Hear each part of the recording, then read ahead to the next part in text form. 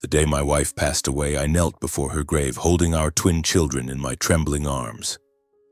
I had thought, at the very least, my own family would extend a helping hand. But no, they turned their backs, abandoning us. It was at that moment that my in-laws opened their arms, sheltering us like we were their own flesh and blood. And it was those dark, harrowing days that made me stronger, ready for the counterstrike I had been quietly preparing for years. Hello, my name is Barrett Winslow. I'm 33 years old, living in a peaceful rural area of Kentucky, where endless fields of grass stretch out and the sound of horses neighing echoes every morning. I'm not anyone special, just a farmer working at a horse ranch owned by a kind old man named Harvey. My job is to care for the purebred horses with all my heart.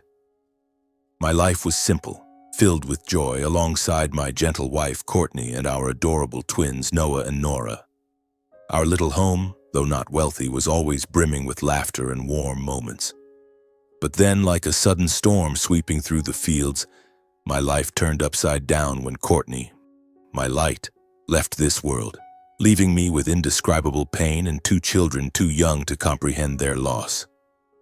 I still remember that fateful day vividly, when the doctor called me into the room, his voice low and heavy.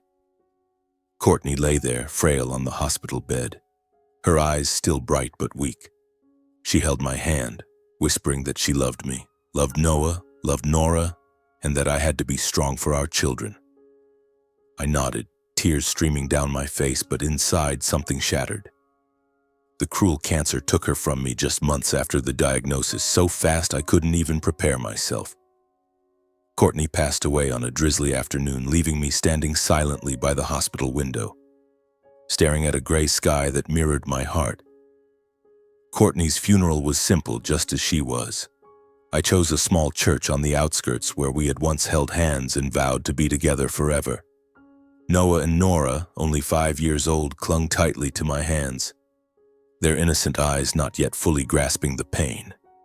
They wore the green woolen outfits Courtney had knitted herself, asking me, "Where's Mommy, Daddy? Will she come back?" I could only hold them tightly, trying to hide the tears welling up. In the quiet space of the church, I felt the presence of loved ones, but I also noticed a cold distance I could never forget. My in-laws, Leonard and Frances Fletcher, arrived early that morning. They stood by my side, their shoulders trembling with grief. Frances hugged Noah and Nora tightly, tears streaming down her wrinkled cheeks. Leonard, a man of few words, placed his hand on my shoulder, squeezing gently as if to pass on his strength. They didn't say much, but their eyes held boundless love for Courtney, for me, and for their 2 little grandchildren. That sincerity warmed my heart, if only for a moment. But then, when my own parents, Curtis and Loretta Winslow, arrived, I felt a chill. They showed up as if merely fulfilling an obligation, standing in the corner with rigid faces. My mother, Loretta, wore an expensive black dress, her lips tightly pursed, not once meeting my eyes. My father, Curtis, stood with his arms crossed, his gaze passing over me like I was a stranger. They didn't hug me, didn't comfort Noah or Nora, only exchanging a few perfunctory words with the mourners before quickly leaving. I stood there watching their retreating figures, feeling as though my heart was being crushed. I knew they had never accepted Courtney, never saw her as their daughter-in-law. To them, she was just that poor farmer's daughter. I had chosen a disgrace to the prestigious Winslow family. The days after the funeral felt like falling into a bottomless abyss. Every morning I woke up and looked at the empty space beside me on the bed where Courtney used to lie, and the pain surged again. I tried to stay composed for Noah and Nora, but raising 2 children alone left me exhausted. I had to get up at 4 a.m., prepare breakfast for them, take them to school, and then rush to the horse ranch to work. The horses, once my passion, now felt like a burden as I juggled work and caring for my children. Some nights I sat at the kitchen table, staring at a pile of bills, wondering how I could keep going. Noah and Nora, though young, seemed to sense my exhaustion. They would cuddle into my arms, hugging me tightly as if afraid I too would disappear like their mother. Once Nora looked up at me with her big round eyes and asked, "Daddy, is Mommy mad because I wasn't good?" Is that why she left us?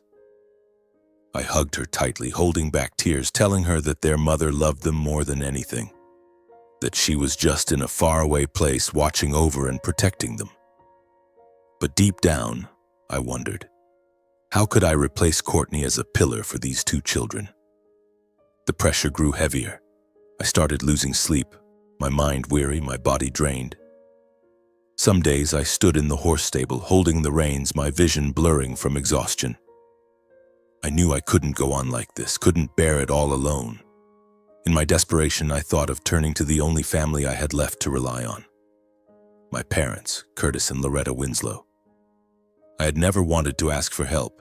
To me, pride was something I held dear, but for Noah and Nora, I was willing to set aside my ego. One afternoon, I drove to my parents' elegant house on the outskirts of Louisville. That house, with its white picket fence and neatly trimmed garden, always felt foreign to me, even though it was where I grew up.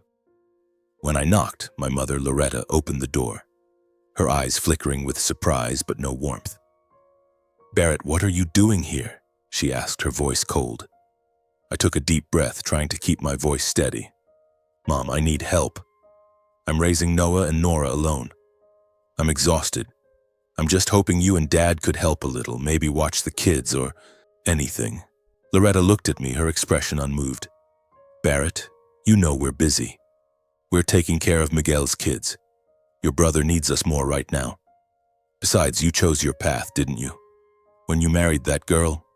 She trailed off, but I understood. That girl was Courtney, the one they never accepted. I stood there, feeling as though a knife had pierced my heart. I turned to my father, hoping he'd say something, but he only shook his head, his voice low. "Barrett, you're a man.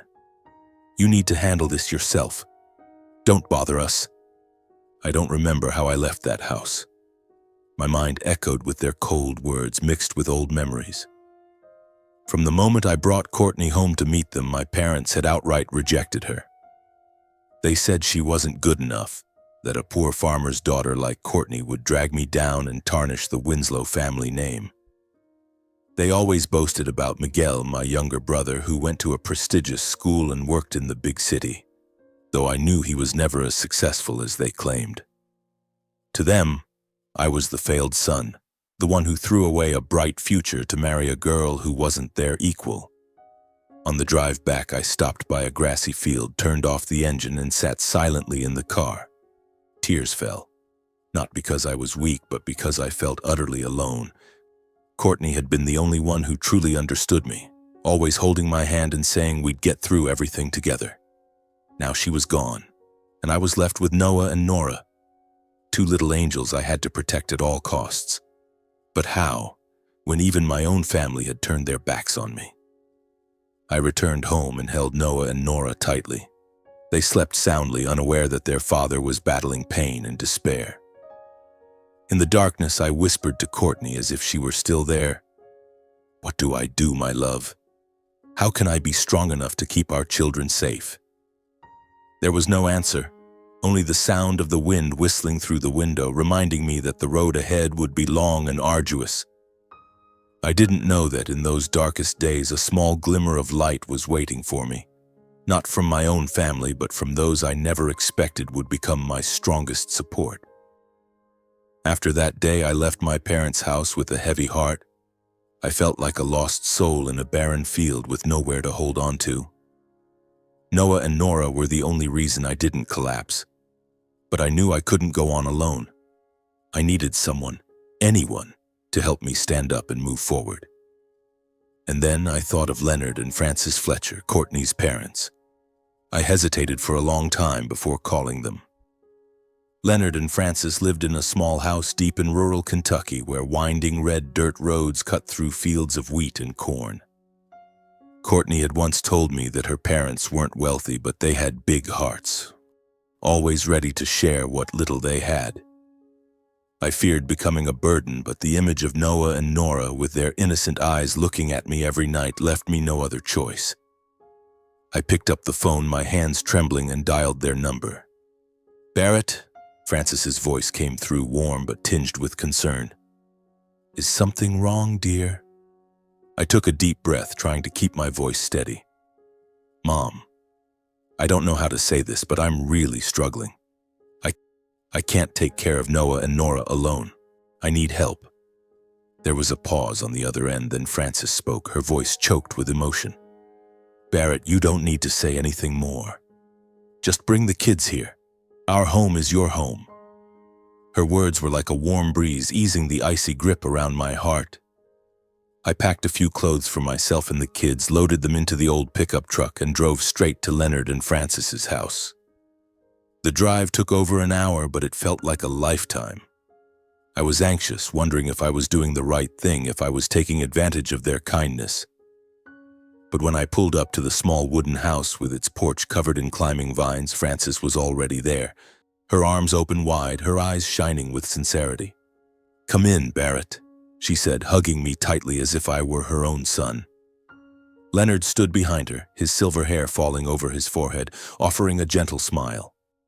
He stepped forward, patted my shoulder, and then bent down to hug Noah and Nora, who nestled into his arms as if they'd done it 1,000 times before.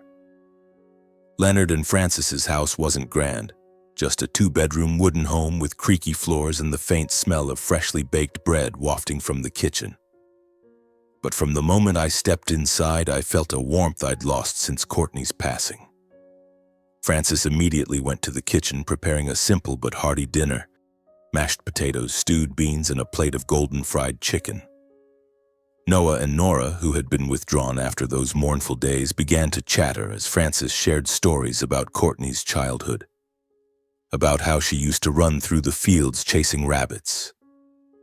Courtney was a lot like little Nora here, Frances said, ruffling Nora's hair, her eyes sparkling. Just look at the way she smiles. It's just like her mother's. I sat there watching the scene and felt my heart soften. But at the same time, the pain resurfaced as I realized the stark contrast between my in-laws and my own parents. Curtis and Loretta had never hugged Noah or Nora like that, never sat down to tell them stories or simply ask how they were. They always kept their distance, as if the kids were proof of my mistake in marrying Courtney.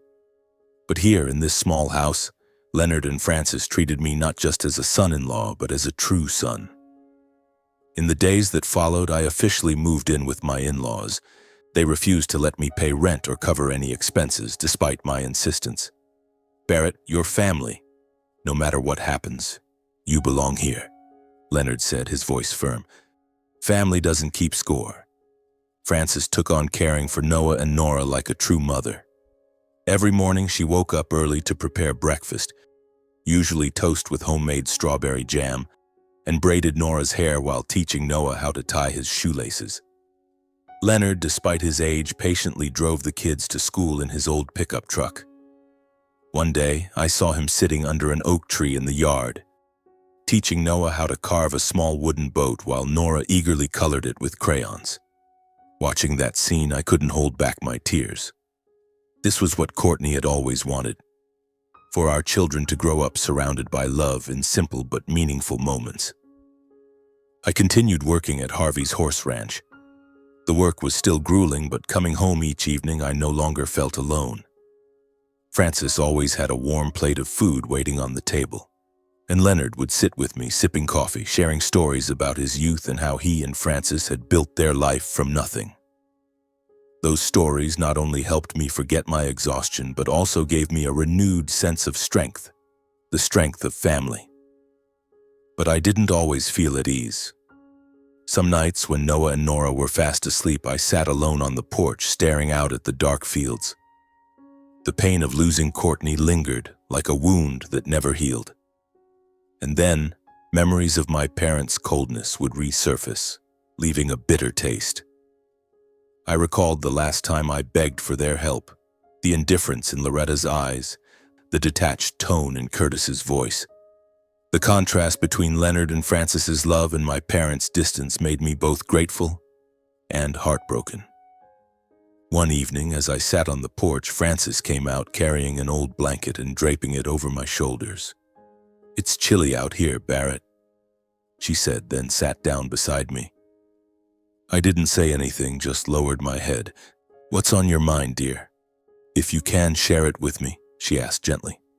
I sighed, my voice hoarse. I don't understand why my own parents treat me like this. I've tried to do everything right, but to them I'm never good enough. And you too. You treat me like your own son even though I'm just your son-in-law.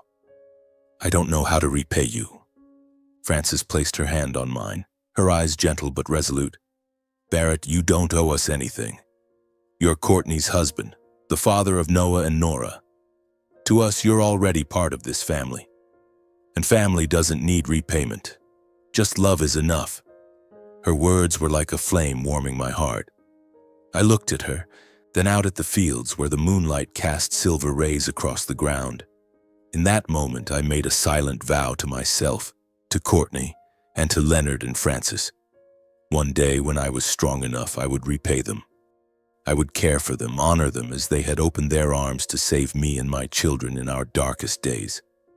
I would do everything to ensure Noah and Nora grew up in a complete family, even without their mother by their side.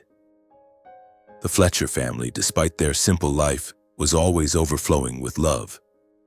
Their modest wooden house, with its humble meals and evenings spent gathered around the fireplace, was a world apart from the cold indifference of the Winslow household. I recalled the extravagant parties my biological parents used to throw, where they bragged about Miguel and his achievements, which I knew were exaggerated. To them, pride and appearances were everything. But here in this home, I learned that true value lies in connection and sharing. Those months, though difficult, taught me many lessons. I began to learn how to manage my finances, meticulously tracking every cent of my meager wages to ensure it was enough for my children and to contribute to the household expenses. I was grateful for every meal Frances prepared, every trip Leonard made to drive the kids to school. And most importantly, I cultivated a fierce determination. I had to build a better life, not only for Noah and Nora, but also for Leonard and Frances, who had given me a home when I thought I had lost everything. I knew the road ahead would be long, but with the love of the Fletcher family, I began to believe I could do it. I would not let Courtney down, nor would I let those who loved me suffer. That was a promise I etched deeply into my heart, and I was determined to make it a reality. I knew I needed a breakthrough, an opportunity to change not just my life, but also the lives of Noah, Nora, and those who had taken me in. And that opportunity, I never imagined it would come so quickly, in a way I could never have anticipated. One early autumn morning, as cool breezes began to sweep through the Kentucky fields, Mr. Harvey called me into his small office at the corner of the ranch. He was a weathered man, his face etched with wrinkles from years under the sun, but his eyes always radiated sincerity. "Barrett," he said, his voice low, "there's a horse fair in Lexington this weekend. I want you to come with me. You're the best we've got when it comes to caring for horses. I need you there to showcase some of our young horses." I was surprised, as Mr. Harvey rarely took me off the ranch. My work usually revolved around the stables, not major events like the Lexington Horse Fair, where wealthy people, horse traders, and investors gathered. I nodded, though my heart was filled with unease.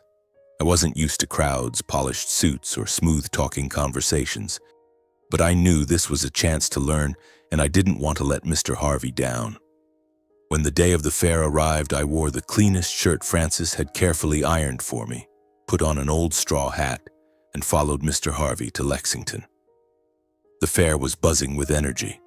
The sound of horses neighing mixed with laughter and chatter, the smell of hay mingling with the aroma of food from the stalls. Purebred horses were paraded, their coats gleaming in the sunlight, and the crowd applauded each time one galloped by. I stood by Mr. Harvey, helping him introduce a few of our young horses, answering questions from clients about their care and training. I did it naturally because for me, horses weren't just work. They were my passion. While checking the hooves of a young horse, I heard a deep, warm voice behind me. "You handle those horses with great care." Not many people pay attention to the details like that. I turned around to see an older man with silver hair, dressed in a simple but elegant suit. He introduced himself as Clinton McGraw, a retired investor who still had a passion for the horse racing industry. I was a bit flustered, unaccustomed to being noticed, but Mr. McGraw smiled, his sharp yet friendly eyes putting me at ease. We started talking, and I quickly realized he wasn't like the others at the fair. He didn't boast or try to assert his authority. Instead, he asked about how I cared for the horses, the challenges I faced, and even about my life. I hadn't intended to share much, but something about him made me open up. I told him about Courtney, the pain of losing her, about Noah and Nora, and how I was doing my best to hold our little family together. He listened without interrupting, nodding occasionally and asking thoughtful questions. When I finished, he looked at me, his gaze seeming to see right through to my soul. "You've got grit, Barrett," he said, "and you've got talent. I've been in this industry long enough to recognize someone with potential. Have you ever thought about starting your own horse ranch?" His question stunned me. Start my own horse ranch? It was a dream I'd never dared to entertain. I was just a farmer scraping by on a modest wage. I shook my head, giving a wry smile. "Mr. McGraw, I don't have the money and I don't have anyone backing me. I know how to care for horses, but starting a ranch, that's out of my reach." He smiled, unfazed. "Barrett, money isn't the biggest issue. Will and talent are what matter. I want to help you. I'll invest a sum to get you started. Not a fortune, but enough for you to give it a shot. What do you say?" I stood there, unable to believe my ears. A stranger, who I'd known for less than an hour, was offering to help me achieve the biggest dream of my life. I wanted to say yes immediately, but fear held me back. Fear of failure. Fear of letting Mr. McGraw down. Fear that I wasn't good enough to make this opportunity real. I thanked him, asked for his phone number, and promised to think it over. That evening, I returned home, my mind in turmoil. Noah and Nora were playing in the yard while Francis was cooking in the kitchen. I sat down with Leonard at the dining table and recounted the story about Mr. McGraw. "I don't know if I should take this chance," I said, my voice trembling. "If I fail, I could lose everything. I don't want to disappoint you, Mom, or the kids." Leonard looked at me, his eyes steady. "Barrett, life is a gamble. But if you don't dare to try, you'll never know if you could have won. Courtney always believed in you. She wanted you to live fully for yourself and for the kids. Be strong, son." Frances, overhearing the conversation, came out from the kitchen, wiping her hands on her apron. "Barrett," she said, "I know you're scared, but you've overcome so much already, haven't you? You didn't give up when you lost Courtney, when you were raising the kids alone. You have talent, and now someone wants to help you. Don't let fear stand in your way." Their words were like a gust of wind clearing the fog in my mind. I sat up all night thinking of Courtney, of the dreams we used to share. She always said I could do more than I thought possible. "You're the best with horses, Barrett," she'd said, her eyes sparkling. "One day you'll have your own ranch." I looked up at the starry sky, feeling as though she was there, urging me on, and I made my decision. I would take this chance. The next morning, I went to Mr. Harvey's ranch, my heart heavy but filled with resolve. I knocked on his office door, took a deep breath, and said, "Sir, I'd like to resign. I want to try starting my own horse ranch." Mr. Harvey looked at me, his eyes flickering with surprise, then softening with regret. "You're the best we've got, Barrett," he said. "I don't want to lose you, but if this is your dream, I support you. If you need anything, come find me. My door's always open." I thanked him, feeling as though a weight had been lifted. Though my biological family had turned their backs on me, I realized that life still offered people willing to lend a hand. Mr. Harvey, Mr. McGraw, and especially Leonard and Francis. A few days after bidding farewell to Mr. Harvey, I arranged to meet Mr. Clinton McGraw at a small cafe in Lexington. Sitting across from him in my worn-out shirt and dusty boots, I felt small in the presence of this silver-haired man with sharp, discerning eyes. Mr. McGraw didn't beat around the bush. After asking more about my plans, he set his coffee cup down and said plainly, "Barrett, I'm going to invest $1 million in you to start your own horse ranch. In return, I want 30% equity. This isn't a gift, it's a gamble.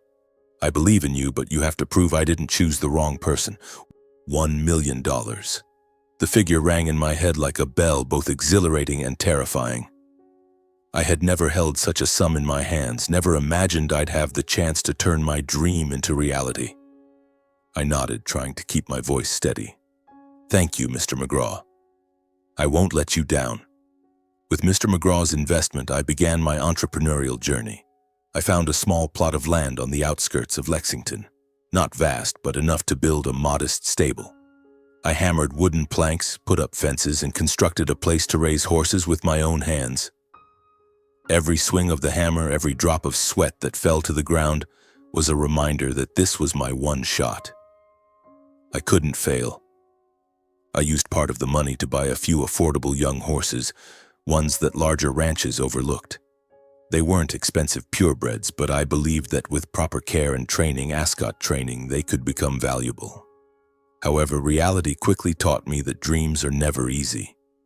The cost of raising horses was higher than I'd imagined: feed, medicine, equipment, and hiring a few seasonal workers to help. Each bill piling up on the table felt like a stab, a reminder that Mr. McGraw's $1 million could run out faster than I thought if I wasn't careful. I developed a routine of waking up at 4 a.m., when the sky was still pitch black. I fed the horses, cleaned the stables, checked their health, and trained them myself. The work was so grueling that some days I felt my body might give out. My hands bled from pulling reins, my back ached from hauling bales of hay. Some afternoons, as the golden sunlight bathed the fields, I stood still, watching my young horses, wondering if I was on the right path or chasing a pipe dream. But whenever exhaustion and doubt crept in, images of Noah and Nora flashed in my mind. I remembered their smiles as they ran around Leonard and Francis's yard. Francis's encouraging look as she set a plate of hot food before me. Leonard's firm pat on the shoulder as he said, "You'll make it, Barrett." Those moments were the only fuel keeping me going. I wasn't doing this just for myself, but for my children, for the Fletcher family, and for Courtney, who always believed I could achieve something great. But then, a setback hit like a punch to my hopes. One morning, while training a young horse I had high expectations for, a chestnut mare named Starlight with a glossy coat, she suddenly stumbled during a run. Her pained neigh echoed, and I rushed to her, my heart pounding. Starlight lay on the ground, her front leg swollen and unable to stand. I called the veterinarian immediately, but the bad news came like a storm. She had a broken bone, and her chances of a full recovery were slim. I sat down in the middle of the stable, head in my hands, feeling as though my world had collapsed. Starlight wasn't just a horse.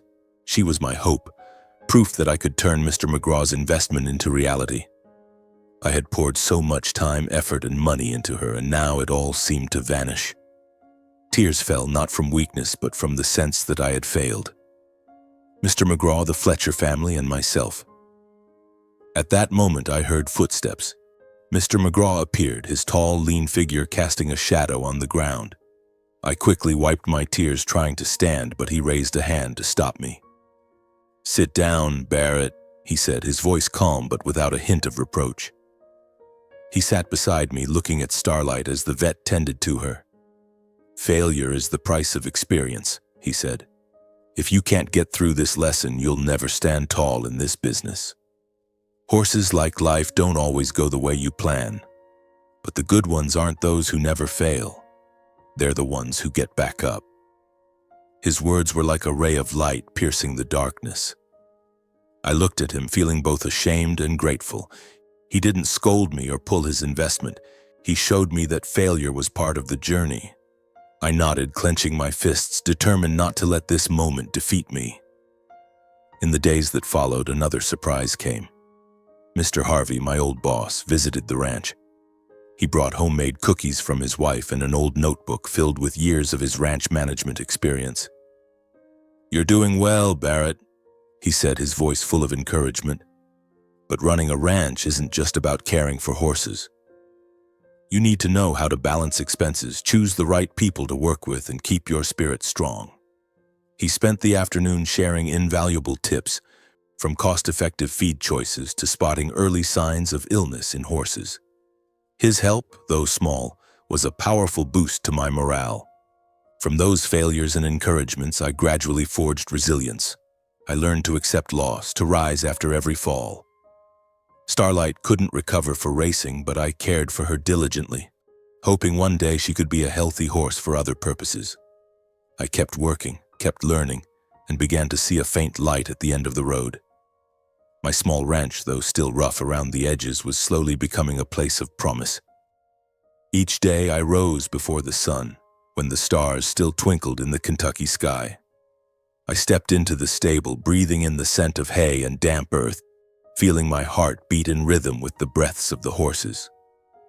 I had learned to manage my time more tightly, breaking tasks into smaller pieces to avoid being overwhelmed. I cared for each young horse with the same meticulous attention I gave to Noah and Nora. I spent hours training them, observing every stride, every flick of their tails, searching for ways to unlock their potential. In those moments, watching them gallop across the small field, I felt a quiet pride, as if I were building something greater than myself. After months of struggle, those efforts began to bear fruit. One afternoon, I took Dusty, a silver-gray stallion, to a small local race. It wasn't a grand event like the Lexington Fair, just a competition for small ranches in the area.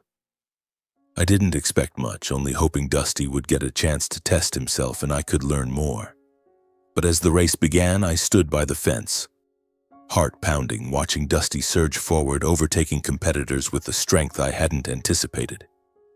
When he crossed the finish line in third place, the crowd clapped and I stood there, stunned, hardly believing my eyes. It was my first victory, modest though it was, but to me it was like a ray of sunlight piercing through dark clouds. Word of Dusty's performance spread quickly through the tight-knit community of horse breeders in Kentucky. My name, Barrett Winslow, began to be mentioned, not as a hired farmhand, but as a promising horse trainer.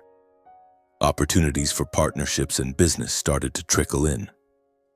One morning, as I was cleaning the stables, a middle-aged man drove up to the ranch. He introduced himself as the owner of a small ranch on the outskirts and asked me to train one of his young horses. "I heard about your Dusty," he said, his eyes full of confidence. "You've got talent. I want to see what you can do with my horse." I could hardly believe my ears. For the first time, someone had sought me out, trusted me, and was willing to pay for my skills. I agreed, though inwardly I worried about meeting expectations. But as the man left, I stood in the stable, gripping the reins tightly, feeling as though a new door had just opened. Soon after, a few others approached me, asking about buying horses or hiring me to train theirs. Revenue began to come in. Not much, but enough to cover some expenses and ease the financial pressure. For the first time in months, I felt like I could breathe. These changes didn't just happen at the ranch. Noah and Nora, now a bit older, became an integral part of my life here. On weekends, when they didn't have school, they'd scamper out to the ranch, carrying little buckets to help me feed the horses. Noah loved standing beside me, learning to brush Ember, one of the horses, while Nora perched on the fence, scribbling colorful drawings of the horses. One day, Nora handed me a drawing. A golden-coated horse with a man in a straw hat standing beside two small children. "This is you, Noah, and me," she said, beaming. "We're a team, right, Daddy?" I hugged her, tears welling up. "That's right, sweetheart. We're a team." Watching Noah and Nora grow up amid these hardships, I realized that despite material struggles, they had a home. Not just with Leonard and Francis, but here, among the stables and fields. The ranch wasn't just my dream. It was a place where I wanted my children to learn that life, though tough, is always worth fighting for. Leonard and Francis, seeing my progress, couldn't hide their pride. One evening when I returned home, Francis pulled me out to the porch where she and Leonard were sipping tea. "Barrett," she said, her eyes sparkling, "today I heard the neighbors talking about you. They said you're making something of that ranch. I'm so proud." Leonard nodded, adding, "You're not just our son-in-law. You're our son." Their words left me speechless. I bowed my head, trying to hide my emotions. "I don't know how to thank you both," I said. "Without you, the kids and I wouldn't have made it to today." Frances took my hand, her voice gentle. "Don't say that. We're family." Their words filled me with indescribable happiness. In the days that followed, my life seemed to take on brighter colors. One day, Mr. McGraw visited the ranch. He walked in, surveying the stables, his sharp eyes tinged with satisfaction. "You're doing well, Barrett," he said, pausing to pat Dusty. "I heard about your win at the race. It's a good start. But remember, this is just the beginning. Reputation is what keeps clients coming back. Keep working hard and you'll go far." Mr. McGraw's encouragement was like a gust of wind fueling my resolve. I knew he hadn't just invested money in me. He'd invested his trust. And I was determined not to let him down. At the end of the day, as the sun set, I stood in the stable, surrounded by the scent of hay and the sound of horses neighing. I let out a sigh of relief, feeling as though a weight had been lifted. The road ahead was still long and challenges awaited, but at least I had taken my first solid steps. I looked out at the fields where the sunset painted the sky golden and whispered to Courtney, "Do you see, love? I'm doing it. For you, for our kids, and for our family." In the days following Dusty's victory, my small ranch began to take new strides. I poured my heart into training Ember, the horse Noah adored. She was a mare with a fiery red coat and deep black eyes that shone like coal. I saw her latent strength from our first training sessions. I spent hours each day working with her, refining her strides, teaching her to navigate small obstacles. Then an opportunity arose when a larger race was held in the neighboring county, drawing ranches from across Kentucky. I entered Ember not daring to hope for too much, but deep down, I believed she could do something special. On race day, I stood by the fence, hands clenched, heart pounding. When the starting gun fired, Ember surged forward, her strides powerful and resolute. The crowd cheered, and I could barely breathe as I watched her overtake one competitor after another. When Ember crossed the finish line in second place, I shouted, unable to contain my emotions. It wasn't just Ember's victory. It was mine, a triumph born from months of exhaustion, sleepless nights, and the faith I had placed in myself. News of Ember's success spread like wildfire across the dry plains. The local paper began mentioning my name, Barrett Winslow, as an inspiring story. A man who started with nothing, lost his wife, raised 2 children alone, and was now the owner of a promising horse ranch. One morning, as I fed the horses, a young reporter from the local newspaper showed up. She carried a camera and a friendly smile, asking about my journey. I was awkward, unaccustomed to attention, but I opened up. About Courtney, Noah, and Nora, the tough days, and how the Fletcher family and Mr. McGraw had helped me stand again. When the article was published, people started calling my place Winslow Ranch, as if it had become a trusted name in Kentucky's horse breeding community. I felt proud, but also astonished. Just months ago, I was a desperate man, unsure of what tomorrow would bring. Now I had a small ranch, a growing reputation, and a modest income that let me breathe easier. But just as I began to see a glimmer of light, a shadow from my past unexpectedly returned. My biological family. That afternoon, as I was checking the fences around the stable, a sleek car pulled up at the gate. I squinted and immediately recognized my parents' car, Curtis and Loretta Winslow. They stepped out, along with Miguel, my younger brother, whom I hadn't seen since Courtney's funeral. I stood tall, trying to stay calm, but inside, a storm of emotions churned. What were they doing here?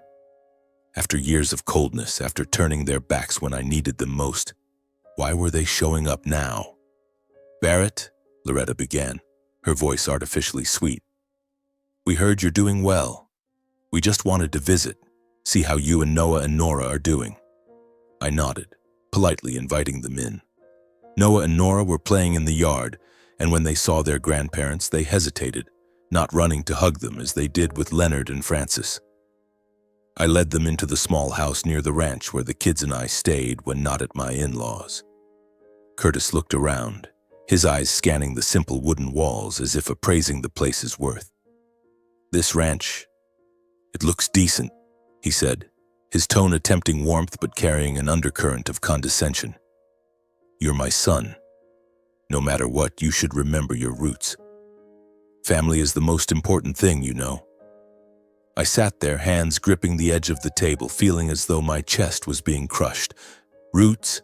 Family? Those words rang in my head like a bitter joke. I remembered the day I stood at their door, begging for help after Courtney's death, when Noah and Nora were too young to understand their loss. Back then, Curtis had looked at me with cold eyes, telling me to handle it like a man. Now, as Winslow Ranch gained recognition and the press hailed me as an inspiring story, they showed up talking about family as if they had never turned away.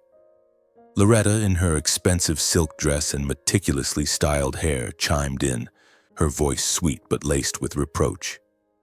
"Barrett, really?" she said, fidgeting with her glossy leather purse as if to mask her unease. "You haven't visited us in so long. We've been worried about you. You've been busy with the ranch, but family is still where you belong, isn't it?" I looked at her, struggling to keep my face composed, but inside anger surged. Worried about me? When had they ever worried? When I was exhausted from working and raising 2 kids alone? When I knocked on their door, pleading for help only to be met with indifference? I wanted to shout, to unleash the years of pent-up resentment, but I glanced at Noah and Nora sitting quietly in the corner, their wide eyes watching me with concern. For their sake, I had to stay calm. But Miguel, my brother, seemed intent on pushing further.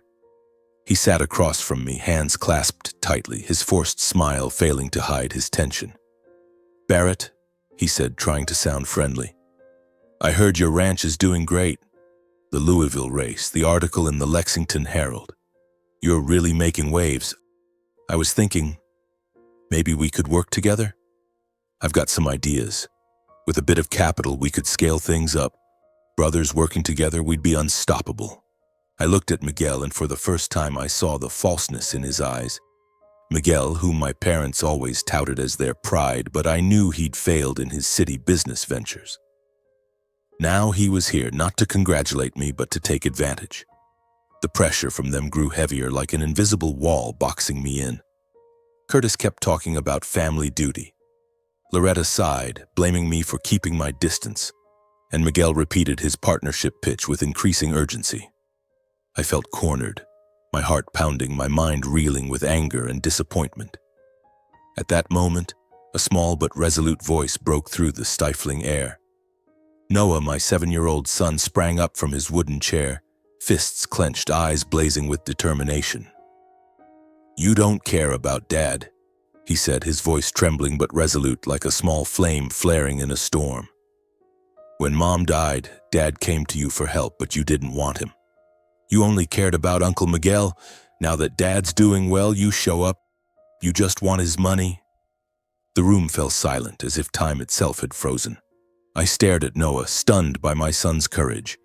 His messy brown hair and clear eyes stood defiant, small but unyielding, as if carrying Courtney's indomitable spirit. In his gaze, I saw my wife, her honesty, her refusal to bow to injustice, her fearlessness in the face of deceit.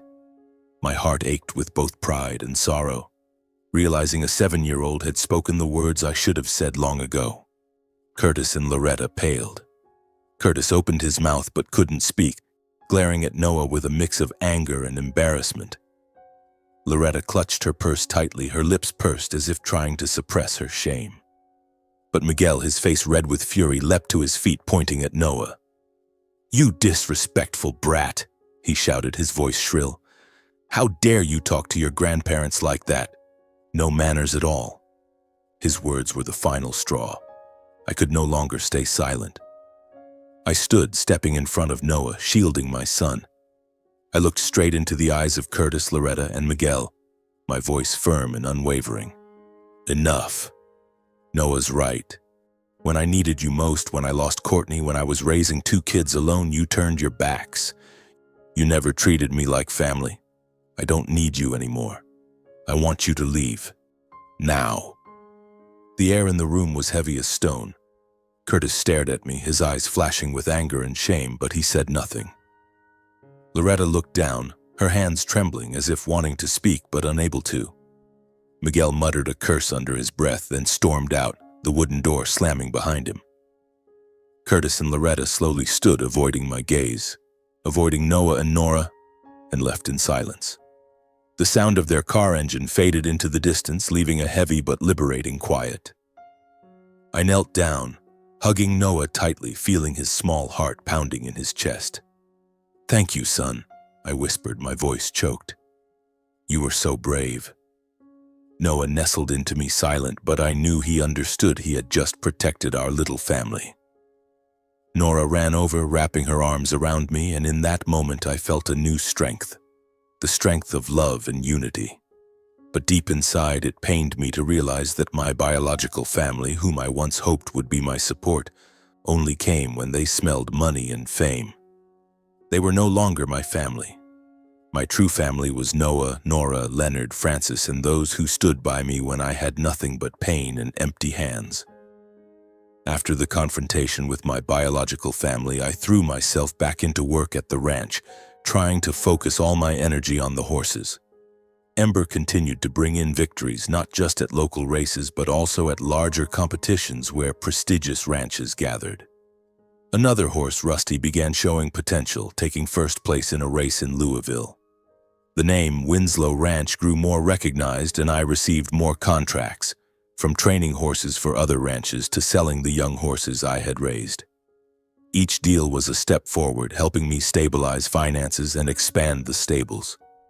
But I never expected that these successes would catch the attention of a major player in the horse racing industry.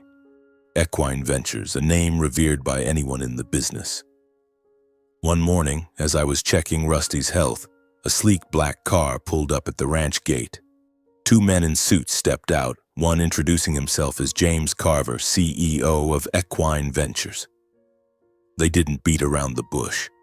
After touring the ranch, admiring the horses, and hearing about my training methods, Carver looked me in the eye and said, "Barrett, we're impressed with what you've done.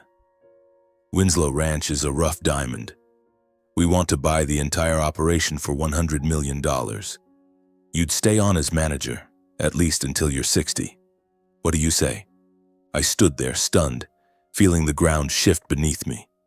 $100 million. The number rang in my head like a bell, so overwhelming it left me dizzy. I had never imagined hearing such an offer, not for a farmer like me. I mumbled a thank you, asked for time to think, and watched them leave, my mind still reeling. That night I couldn't sleep, wrestling with chaotic thoughts. $100 million could change everything. I could secure a future for Noah and Nora, top schools, a life free from financial worries. I could repay Leonard and Francis, buy them a comfortable home, and ensure they enjoyed their later years. But at the same time, I was afraid. Winslow Ranch was my life's work, the dream Courtney and I had cherished. If I sold it, would I lose my freedom, my control over the horses I'd poured sweat, blood, and tears into raising? Would I still be myself, or just a cog in a corporate machine? In the days that followed, I agonized over the decision. I didn't want to make it alone, so I turned to those I trusted most. First, I went to Leonard and Francis. I sat with them in their kitchen, recounting the entire story. Francis listened, her hands clasped tightly, her eyes gentle but tinged with concern. "Barrett," she said, "I know the ranch is your heart and soul. But think of Noah and Nora. An opportunity like this doesn't come twice. You could do so much for them, for yourself." Leonard nodded, his voice low but steady. "You've built something incredible, Barrett. Whatever you decide, we'll support you. The important thing is that you hold on to your love for horses, for this work." Their advice gave me much to ponder, but I was still uncertain. I drove to meet Mr. Harvey, my old boss, who always offered a grounded perspective. We sat in the familiar Lexington cafe as I shared the story. He let out a dry laugh. "Barrett, not every farmer gets a $100 million offer. You've done what most can only dream of. But you need to decide what matters more, keeping the ranch in your hands or securing the best future for your family." Finally, I called Mr. McGraw. The next day, he was at the ranch. I walked him through the stables, explaining Equine Ventures' offer. He listened without interrupting, then sat on a wooden bench gazing out at the fields. "Barrett," he said, "selling the ranch doesn't mean losing it. You'll still be the manager, the soul of this place. This isn't an end, it's a new phase. But you must ensure you retain control over what matters. How you care for the horses, how you run the ranch. Don't let them turn you into a puppet." Mr. McGraw's words were like a light illuminating my path. I realized I could accept the offer but protect my passion. After many sleepless nights, I made my decision. I would sell Winslow Ranch, but only on the condition that I retained full professional control. I didn't want to be just an employee. I wanted to remain Barrett Winslow, the horse trainer who built this dream from the hardest days. I contacted Equine Ventures, laying out my terms. After tense negotiations, they agreed. The contract was signed and I officially became the manager of Winslow Ranch, with $100 million in hand and a wide-open future for my family. In the days that followed, I woke up with a renewed sense of purpose. I was no longer the penniless farmer, exhausted each night from worrying about my children. I was Barrett Winslow, the manager of a renowned horse ranch, a millionaire, but more importantly, a father, a son-in-law, and a man determined to live true to his values. I knew the first thing I had to do was fulfill my promise to Courtney, to care for her family, who had become my true family. I drove to see Leonard and Francis, bringing along a carefully prepared set of documents. Sitting at their familiar kitchen table where the scent of Francis's freshly baked bread lingered in the air, I took a deep breath and said, "Mom, Dad, I have a gift for you." I slid the documents toward them, papers for a spacious house on the outskirts of Lexington, complete with a large garden and a peaceful lakeside retreat. "This is a place where you can enjoy your retirement," I said, my voice thick with emotion. "I want you to live comfortably without any worries. I owe you everything." Frances looked at me, her eyes shimmering with tears. "Barrett, you don't owe us anything," she said, but I shook my head. "No, Mom. Without you and Dad, the kids and I wouldn't be here today. This is what I promised Courtney and myself." Leonard, a man of few words, placed his hand on my shoulder, squeezing gently. "Son," he said, his voice warm and steady, "we're proud of you." They agreed to accept the gift, though they reminded me that to them family was worth more than any house. Watching them embrace each other, smiling with joy, I felt a part of my heart heal. I knew Courtney was smiling somewhere, content that her family was cared for. But I wanted to do more. I wanted Courtney's name to live on, not just in our hearts, but in the community. I used a portion of the money to establish the Courtney Fletcher Winslow Scholarship Fund for rural Kentucky children. Kids like Courtney once was, full of dreams but lacking opportunity. The fund would help them pursue education from grade school to college, so they could reach beyond what their circumstances allowed. I wanted Courtney to be an inspiration, a guiding light for those struggling through hardship. Meanwhile, I enrolled Noah and Nora in better schools in Lexington. I wanted them to have a proper education, but I always reminded them of their roots. One evening, sitting with them in the living room, I said, "Kids, everything we have today started with love and perseverance. Never forget your grandparents, never forget your mom. We don't need to be proud in a boastful way. Just live well, live kindly." Noah nodded, his eyes bright with understanding, while Nora hugged me, whispering, "I'll make you proud, Daddy." The Scholarship Fund's launch event was held in a small community hall in town. I stood before the crowd, flanked by Leonard, Francis, Noah, and Nora. Local reporters were there, cameras flashing, and I felt as nervous as I did before my first horse race. When asked about my journey, I took a deep breath, my voice catching. I was just a farmer with nothing. If I have everything today, it's because of my wife, Courtney, and my in-laws who never turned their backs on me. They're my real family. Those simple, heartfelt words echoed through the hall. The crowd applauded, and I saw pride in Leonard and Francis's eyes. My story spread, not just in Kentucky but beyond, becoming an inspiration about gratitude and perseverance. People saw me not just as a millionaire, but as a man who stood up for family values, who repaid kindness the right way. But that moment also brought a bitter contrast. I hadn't expected Curtis, Loretta, and Miguel to be there, standing in the far corner of the hall.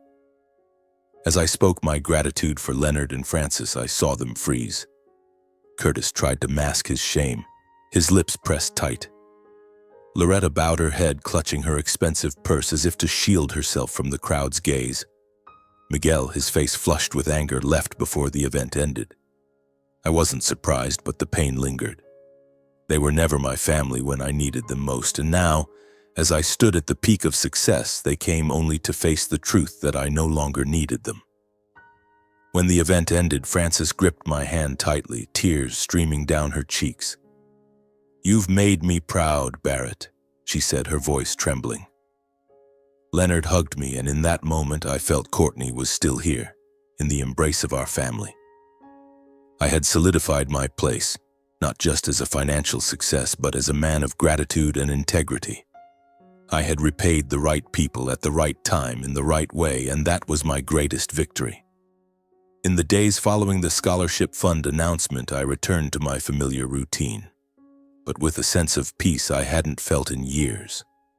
Winslow Ranch, now under my management and backed by Equine Ventures, continued to thrive. The young horses I trained galloped across the fields, bringing new victories, and the ranch's reputation grew ever stronger. But for me, the most meaningful thing wasn't the numbers in my bank account. It was the pride in Noah and Nora's eyes, the joyful smiles of Leonard and Francis, and the knowledge that I had kept my promise to Courtney. One late afternoon, as the golden sunset bathed the Kentucky fields, I decided to take Noah and Nora out. I led Ember, the fiery red mare I cherished, on a walk with the kids. Noah held the reins, mimicking my stride, while Nora skipped alongside, picking wildflowers and tucking them into her hair. We walked along the familiar dirt roads where I once drove my old pickup truck during the hardest days, and stopped at a small cemetery nestled in the fields. Courtney's grave lay beneath an old oak tree, its simple stone marker engraved with her name. Courtney Fletcher Winslow, beloved wife, mother, and friend to all. I knelt, placing a bouquet of daisies Nora had picked on the grave, and held my children's hands. Noah, now taller, stood solemnly while Nora nestled into me, whispering, "Daddy, does Mommy know we're here?" I smiled, ruffling her hair. "She knows, sweetheart. She's always here in our hearts." I looked at the headstone, feeling as though Courtney was looking back at me, her eyes as gentle and loving as ever. I whispered, my voice hoarse, "Courtney, rest easy. Our family is strong, and you'll always be a part of everything I have today." Noah and Nora said nothing, just held my hands tightly, and we stood there in silence, enveloped by the sunset's glow. I thought about my journey, from the dark days of losing Courtney when my biological family turned their backs, to the grueling months lifted by Leonard and Francis's support, and finally to the victories I never dared dream of. But above all, I realized a profound truth. Family isn't always about blood. Family is those who stand by you in your weakest moments, who give you the strength to keep going when the world seems to turn away. Leonard and Francis, Mr. McGraw, Mr. Harvey. They taught me that gratitude and loyalty to those who truly love you are the most worthy ways to live. I thought of Curtis, Loretta, and Miguel, who only appeared when I succeeded, and I realized their presence no longer mattered. They chose to stand outside my life when I needed them most. And now I had found my true family, not in blood, but in love and shared sacrifice. As I led Noah and Nora back home, I looked at my children, my heart brimming with resolve. I wanted them to grow up with the lesson I'd learned. Success isn't just measured by money or fame, but by how you cherish family and leave a legacy for the next generation. The Courtney Fletcher Winslow Scholarship Fund would continue to help rural children chase their dreams, and I would keep teaching Noah and Nora to live simply, gratefully, and to always remember their mother. That was how I would keep Courtney alive, not just in memory, but in the values we passed down. As the sunset faded, I paused once more, gazing out at the fields. The sound of horses neighing mingled with the wind like a melody of life. I smiled, feeling I had found the true meaning of success, not in numbers, but in love, gratitude, and the family I chose to cherish.